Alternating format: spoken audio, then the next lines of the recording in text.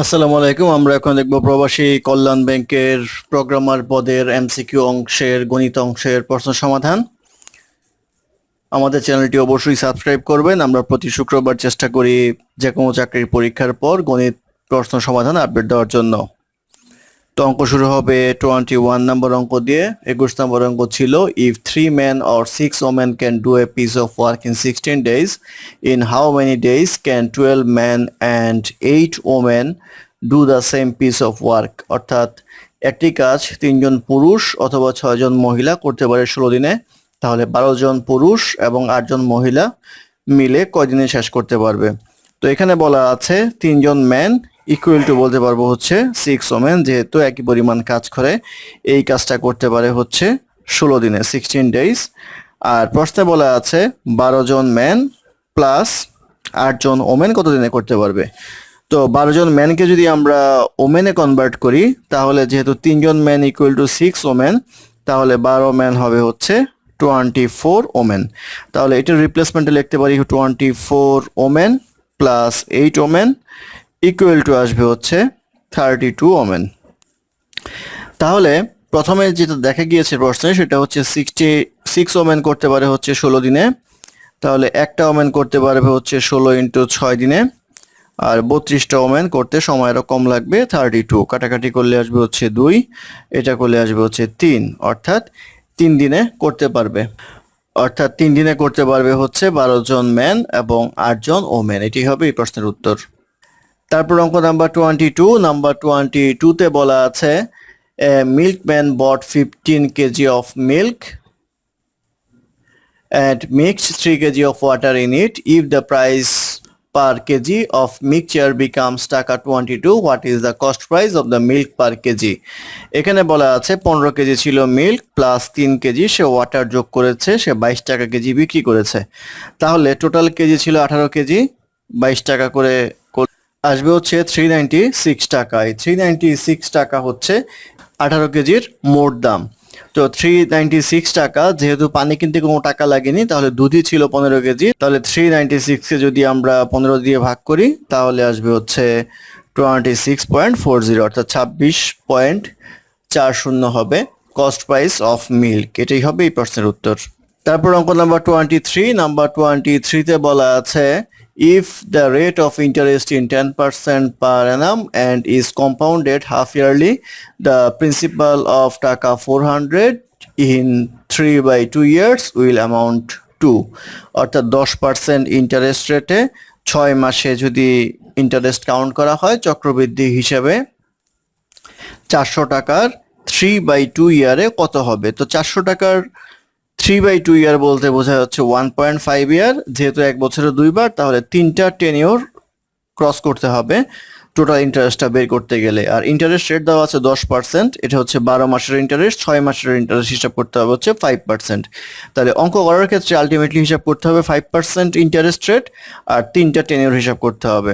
তো আমাদের 400 টাকায় ফার্স্ট টেনিওর যদি হিসাব করি 5% ইন্টারেস্ট আসলে আসবে হচ্ছে 400-র সাথে 5% হবে 20 টাকা, অর্থাৎ 420 টাকা হবে। আবার দ্বিতীয় বছর অর্থাৎ দ্বিতীয় টেনিওরে মানে 6 মাস পরে 420 টাকার উপর আবার ইন্টারেস্ট কাউন্ট হবে। 420 টাকার উপরে 420 টাকা তো হবেই, প্লাস 420 টাকার 5% আসবে হচ্ছে 21, অর্থাৎ 441 টাকা হবে ইন্টারেস্ট এবং প্রিন্সিপাল মিলিয়ে। আবার 441-এর সাথে 441 যোগ তার ইন্টারেস্টটা যোগ হবে, অর্থাৎ 22.05। এই 441-এর 5% এটা করলে আসবে হচ্ছে 463.05, অর্থাৎ 463 টাকা 5 পয়সা হবে হচ্ছে 1.5 বছর পর, অর্থাৎ 3টা টেনিওরের পরে ইন্টারেস্ট এবং প্রিন্সিপালের যোগফল। এটাই হবে এই প্রশ্নের উত্তর। তারপর অঙ্ক নাম্বার 24। নাম্বার 24 এ বলা আছে dealer offers a discount of 10% on the mark price of an article and still makes profit of 20% if it mark price is 800 then the cost price of the article is. তো বলা আছে mark price হচ্ছে 800, সেখান থেকে সে 10% discount দিবে। 10% discount দিলে discount আসে হচ্ছে 80 টাকা, 80 টাকা বিয়োগ করলে আসে হচ্ছে 720 টাকা। এখন বলা হচ্ছে এই ডিসকাউন্ট দেওয়ার পরেও তার প্রফিট হয় হচ্ছে 20%, তাহলে এই দামটা হচ্ছে 120%-এর সমান। অর্থাৎ 120 টাকা যদি সেলিং প্রাইস হয় তাহলে কস্ট প্রাইস হয় 100 টাকা, 1 টাকা যদি হয় তাহলে 120 নিচে আসবে, আর 720 যদি হয় ইন্টু 720, 6 বারং 72, ইকুয়াল টু আসবে হচ্ছে 600 টাকা, অর্থাৎ কস্ট প্রাইস হবে 600 টাকা। এটি হবে এই প্রশ্নের উত্তর। তারপর অঙ্ক নাম্বার 25, নাম্বার 25 এ বলা আছে pipe A alone can fill a tank in 8 hours, pipe B can fill it in 6 hours if both pipes are opened and after 2 hours pipe A is closed, then the other pipe will fill the tank in how many hours? আমরা এখানে দেখতে পাই যে pipe এ feel করতে পারে হচ্ছে 8 ঘন্টায়, তাহলে 1 ঘন্টায় করতে পারবে 1/8। পাইপ বি করতে পারে হচ্ছে 6 ঘন্টায়, তাহলে 1 ঘন্টায় করতে পারবে 1/6। দুইটাই যদি 1 ঘন্টা চালু থাকে তাহলে ফিল আপ করতে পারবে 1/6 প্লাস 1/8, লসাগু করলে আসবে হচ্ছে 24। 3 প্লাস 4 ইকুয়াল টু আসবে 7/24। এখন বলা হচ্ছে 2 ঘন্টা চালু ছিল, তো 2 আওয়ারে কাজ করবে হচ্ছে 2 ইন্টু 7/24 ইকুয়াল টু আসবে হচ্ছে 7/12। তাহলে রিমেনিং যে পার্টটা থাকবে সেটা থাকবে হচ্ছে 1 মাইনাস 7/12 ইকুয়াল টু লেখা যাবে হচ্ছে 5/12। এই 5/12 পার্ট বাকি থাকবে, অর্থাৎ 2 ঘন্টা পরে আমরা এটা ক্লোজ করে দিব, অনলি বি চালু থাকবে। তো বি এর ক্ষেত্রে বলা আছে ফুল ট্যাঙ্ক ফিল আপ করে হচ্ছে 6 ঘন্টায়, তাহলে 5/2 ফিল আপ করবে হচ্ছে 5/12 ফিল আপ করবে হচ্ছে 5/12 করতে হবে, এটা কাটাকাটি করলে আসবে হচ্ছে নিচে 2 ইকুয়াল টু আসবে হচ্ছে 5/2 আওয়ার সময় লাগবে রিমেনিং অংশটুকু ফিল আপ করতে। 5/2 আওয়ার মানে হচ্ছে 2.5 আওয়ার, অর্থাৎ 2.5 ঘন্টা সময় লাগবে বাকিটুকু বি পাইপ দিয়ে ফিল আপ করতে। এটি হবে এই প্রশ্নের উত্তর। তারপর অঙ্ক নাম্বার 26, নাম্বার 26 এ বলা আছে one tap can fill a drum 3 times as fast as other tap. Both the taps together can fill the drum in 36 minutes. How much time would the slower tap take to fill the drum? অর্থাৎ বলা আছে দুইটা pipe আছে, একটা 3 গুণ বেশি সময় নেয়। এখন দুইটা মিলিয়ে যদি 36 মিনিটে পূর্ণ হয় তাহলে স্লোয়ার পাইপ দিয়ে কতক্ষণে পূর্ণ হবে? তো ধরে নেই একটা সময় লাগে x মিনিট আর একটা সময় লাগে হচ্ছে 3x মিনিট। তাহলে এটা হচ্ছে স্লোয়ারটা, তাহলে আমরা লিখতে পারবো 1/x প্লাস 1/3x, টোটালটা ফিল আপ হয় 36 মিনিটে, তাহলে 1 মিনিটে ফিল আপ হয় 1/36। বা এটা ক্যালকুলেশন করলে 3x করলে আসবে হচ্ছে 3 প্লাস 1 ইকুয়াল টু 1/36, বা 3x ইকুয়াল টু লেখা যাবে হচ্ছে 4 ইন্টু 36। তো 4 ইন্টু 36 হচ্ছে 3x এর মান, আমাদের বের করতে হবে হচ্ছে 3x এর মানই বের করতে হবে, কারণ টাইমটা আমাদের লাগবে এখানে। 4 ইন্টু 36 যদি আমরা করি তাহলে আমরা পাবো হচ্ছে 144, অর্থাৎ 144 মিনিট সময় লাগবে হচ্ছে স্লোয়ার পাইপ দিয়ে পূর্ণ হতে। যদি ফাস্টার পাইপের কথা বলতো তাহলে আমরা x বের করতাম, x এর মান তখন হতো উত্তর, তাহলে 144 মিনিট হবে এই প্রশ্নের উত্তর। তারপর অঙ্ক নাম্বার 27, নাম্বার 27 এ বলা আছে এই tap through which water flows at the same rate can fill a tank in 30 minutes. If 2 taps go out of order, how long will the remaining tap take to fill the tank? অর্থাৎ বলা আছে যে 8টা tap ট্যাঙ্কি fill up করতে 30 minute সময় লাগে, সবগুলোর efficiency সমান বা ওয়াটার ফ্লো সমান। দুইটা যদি বন্ধ হয়ে যায় বা নষ্ট হয়ে যায় তাহলে বাকি 6টা দিয়ে কতক্ষণ সময় লাগবে? তাহলে এটা ঐকিক নিয়মেই করা যায়। এই ট্যাপ নেয় হচ্ছে 30 মিনিট টাইম, তাহলে একটা ট্যাপ হলে নিতে হচ্ছে 8 ইন্টু 30 মিনিট টাইম, সময় বেশি লাগতো। এখন ট্যাপ হচ্ছে 6টা, তাহলে 6 নিচে লিখবো, কাটাকাটি করলে আসবে হচ্ছে 5 ইকুয়াল টু 5 40 মিনিট, তাহলে 40 মিনিট হবে হচ্ছে সময়টাই, 40 মিনিট হবে এই প্রশ্নের উত্তর। তারপর অঙ্ক নাম্বার 28, নাম্বার 28 এ বলা আছে A can do a piece of work in x days and B can do the same work in 3x days. To finish the work together they take 12 days. What is x equal to? তো এখানে A করতে পারে হচ্ছে x দিনে, B করতে পারে হচ্ছে 3x দিনে, তাহলে A একদিনে করতে পারবে 1/x, B একদিনে করতে পারবে 1/3x। যেহেতু টুগেদার বলা আছে 12 দিনে করতে পারে তাহলে এটা আসবে হচ্ছে 1/12, বা এটা যদি ক্যালকুলেশন করি তাহলে আসবে 3x, 3 প্লাস 1 ইকুয়াল টু 1/12, বা 3x ইকুয়াল টু 4 ইন্টু 12, বা x ইকুয়াল টু আসবে হচ্ছে 4 ইন্টু 12 বাই 3 ইকুয়াল টু আসবে হচ্ছে 16, অর্থাৎ x এর ভ্যালু হবে হচ্ছে 16। এটাই হবে এই প্রশ্নের উত্তর। তারপর অঙ্ক নাম্বার 29, নাম্বার 29 এ বলা আছে in a business partnership among A, B, C and D, the profit is shared by A and B, B and C, C and D.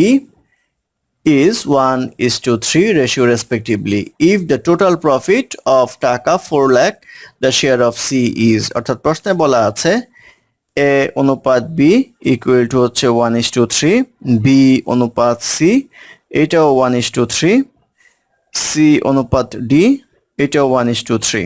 তো বলা আছে টোটাল লাভ হয়েছে 4 লাখ টাকা, C কতটুকু পাবে।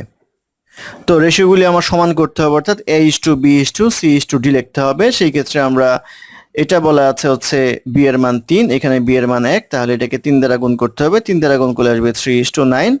এখন এখানে C এর মান 9, এখানে 1, তাহলে এটাকে 9 দ্বারা গুণ করতে হবে, এটা হবে 9 কে 9 আর 3 নং 27। তাহলে আমরা লিখতে পারবো A:B:C:D ইকুয়াল টু লেখা যাবে 1:3:9:27।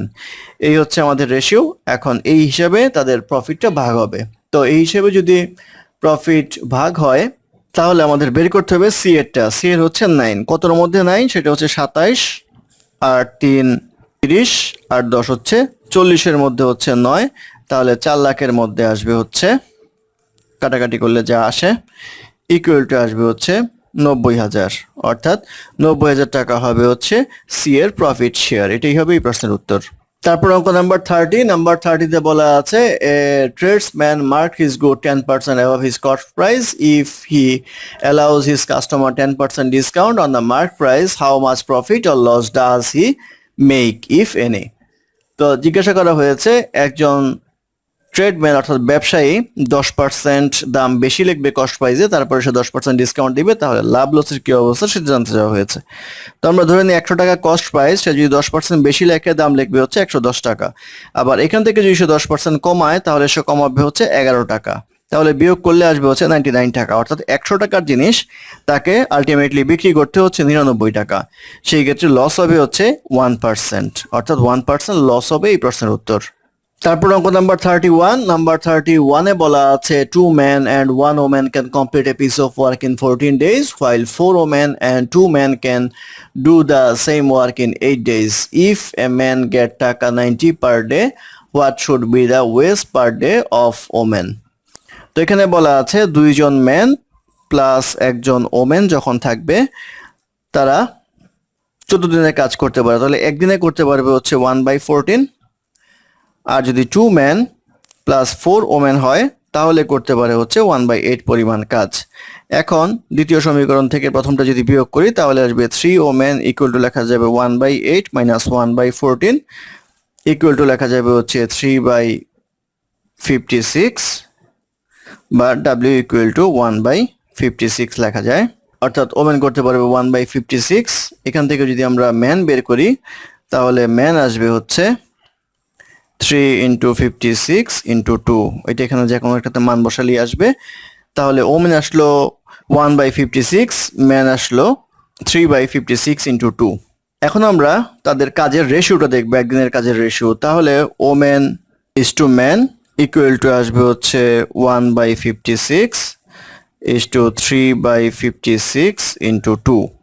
এটা করলে আমরা পাবো হচ্ছে 2:3, অর্থাৎ ওমেন যদি 2 পায় ম্যান পাবে হচ্ছে 3। এটা যদি অনুপাতের সাধারণ রাশি ধরি 2x আর 3x, তাহলে ম্যান এখানে বলা আছে 90 টাকা পায়, এক্ষেত্রে 3x ইকুয়াল টু আসবে 90, x ইকুয়াল টু আসবে হচ্ছে 30। তো প্রশ্ন জিজ্ঞাসা করা হয়েছে what should be the wage per day of women. ওমেনের ওয়েজ হবে হচ্ছে 2x, তাহলে 2 × 30 ইকুয়াল টু আসবে হচ্ছে 60 হবে এই প্রশ্নের উত্তর, 60 টাকা। তারপর অঙ্ক নাম্বার 32, নাম্বার 32 তে বলা আছে A, B and C subscribe together টাকা 50,000 for a business. A subscribes টাকা 4,000 more than B and B subscribes টাকা 5,000 more than C. Out of total profit of 35,000 A receives. অর্থাৎ আমরা বলতে পারবো A plus B plus C equal to হচ্ছে 50,000, এটা একটা ইকুয়েশন। আর বলতে পারবো A equal to B plus 4,000, B equal to C plus 5,000, কারণ হচ্ছে C এর চেয়ে 5,000 বেশি। তো এই মানটা যদি আমরা এখানে বসাই তাহলে এটা পাবো হচ্ছে C plus 5,000 plus 4,000 equal to লেখা যাবে হচ্ছে C প্লাস 9,000। এখন এখানে যদি সবগুলোকে আমি C তে কনভার্ট করি তাহলে A কে লেখা যাবে হচ্ছে C প্লাস 9,000, B কে লেখা যাবে C প্লাস 5,000 প্লাস C তো C ইকুয়াল টু লেখা যাবে হচ্ছে 50,000, বা এটা ক্যালকুলেশন করলে সি ইকুয়াল টু আসবে হচ্ছে 12,000। তো আমাকে প্রশ্ন জিজ্ঞাসা করা হয়েছে এ কত রিসিভ করে। তো এ রিসিভ করে হচ্ছে A equal to C plus 9,000 equal to আসবে হচ্ছে 12,000 প্লাস 9,000 ইকুয়াল টু আসে হচ্ছে 21,000, অর্থাৎ এ রিসিভ করে বা এর ইনভেস্টমেন্ট হচ্ছে 21,000। এখন এই রেশিওতেই তাদের প্রফিটটা ভাগ হবে। প্রফিটটা ভাগ হলে আমাদের 21,000 টাকা হচ্ছে 50,000 টাকার মধ্যে তার ইনভেস্টমেন্ট, এই রেশিও ইনটু আসবে হচ্ছে 35,000 টাকা। আমরা এখন ভাগ করব, এটা করলে ক্যালকুলেশন করলে আসবে হচ্ছে 14700, অর্থাৎ 14,700 টাকা হবে এর প্রফিট পার্সেন্টেজ বা প্রফিটের অংশ। এটাই হবে এই প্রশ্নের উত্তর।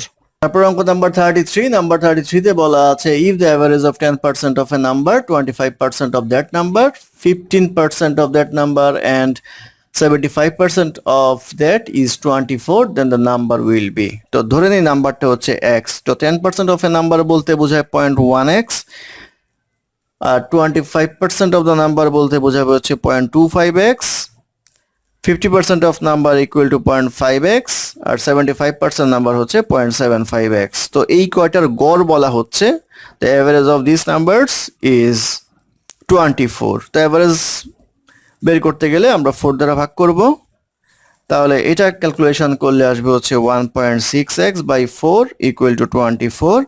এটা ক্যালকুলেশন করলে x ইকুয়াল টু আসবে হচ্ছে 60, অর্থাৎ নাম্বারটি হবে 60 হবে এই প্রশ্নের উত্তর।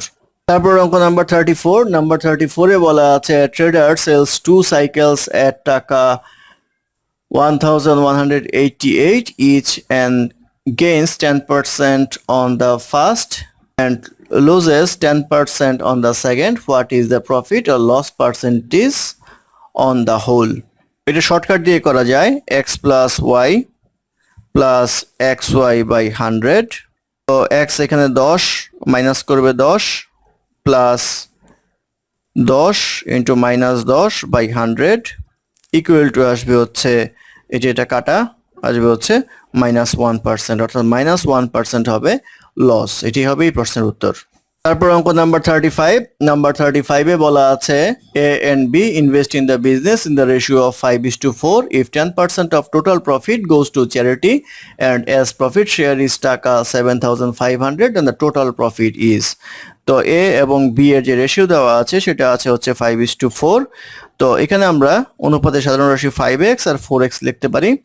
তাহলে 5x এর মান প্রশ্ন মতে দেওয়া আছে হচ্ছে 7,500, বা x ইকুয়াল টু আসবে হচ্ছে 1,500। তো x ইকুয়াল টু যদি 1,500 আসে, তাহলে টোটাল যে ফিগারটা সেটা হচ্ছে এই দুইটার প্লাস, অর্থাৎ 9x।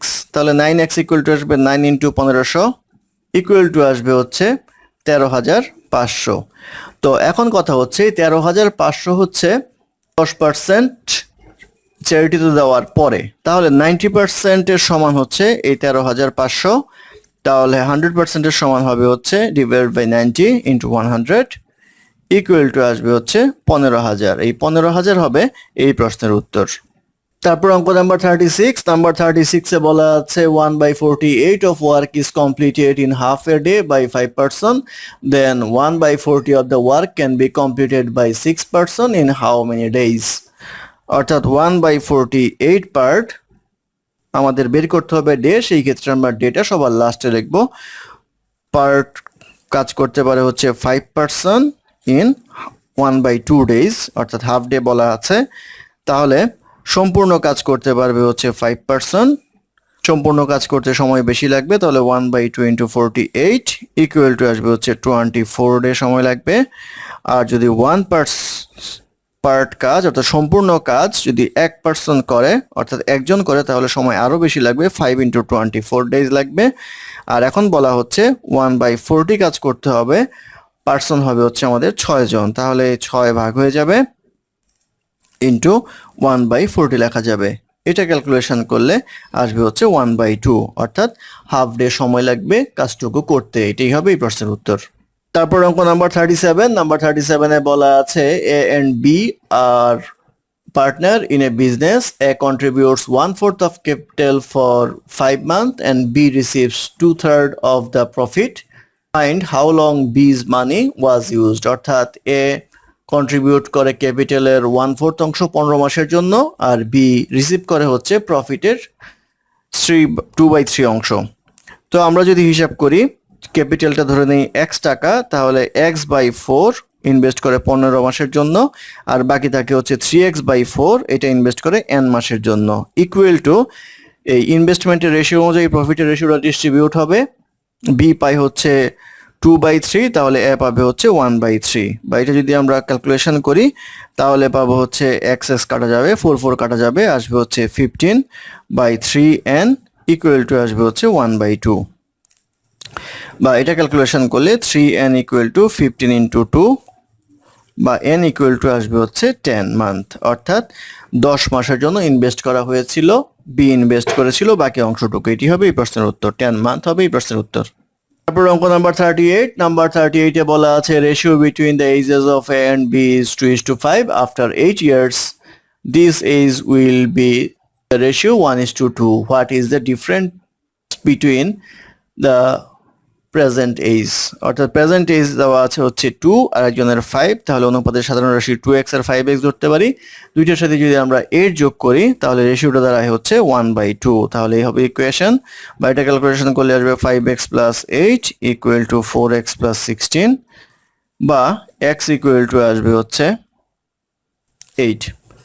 তো x ইকুয়াল টু 8 হলে আমাদের প্রশ্ন জিজ্ঞাসা করা হয়েছে তাদের ডিফারেন্স কত ছিল, প্রেজেন্ট এজের ডিফারেন্স কত। তো প্রেজেন্ট এজের ডিফারেন্স হচ্ছে 5x - 2x ইকুয়াল টু হচ্ছে 3x, টা হচ্ছে ডিফারেন্স, এটা হচ্ছে ডিফারেন্স। তো তাহলে 3 × 8 ইকুয়াল টু আসবে হচ্ছে 24 ইয়ার, অর্থাৎ 24 ইয়ার হবে, এটাই হবে এই প্রশ্নের উত্তর।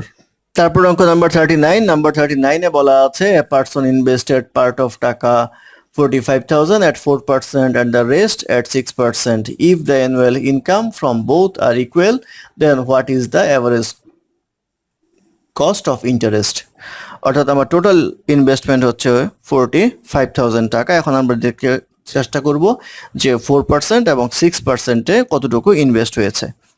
তো এই ক্ষেত্রে যেহেতু বলা আছে, এই ক্ষেত্রে আমরা ধরে নেই x টাকা ইনভেস্ট হয়েছে আর y টাকা ইনভেস্ট হয়েছে 6% হিসেবে। তো x এর 4%, তাহলে 4x ইকুয়াল টু লিখতে পারবো y এর 6%, অর্থাৎ 6y, এটা একটা ইকুয়েশন। এখান থেকে লিখতে পারবো 2x ইকুয়াল টু 3y। আরেকটা ইকুয়েশন আমরা করতে পারবো যে x + y মিলে হয় হচ্ছে 45,000, এই দুইটা ইকুয়েশন আমরা করতে পারবো। এখানে যদি আমরা মান বসাই, দুই দ্বারা গুণ করি, তাহলে আসবে 2x + 2y ইকুয়াল টু 90,000, বা এই 3y-টা যদি এখানে বসাই তাহলে 3y + 2y ইকুয়াল টু 90,000, বা 5y ইকুয়াল টু 90,000, বা y ইকুয়াল টু 18,000।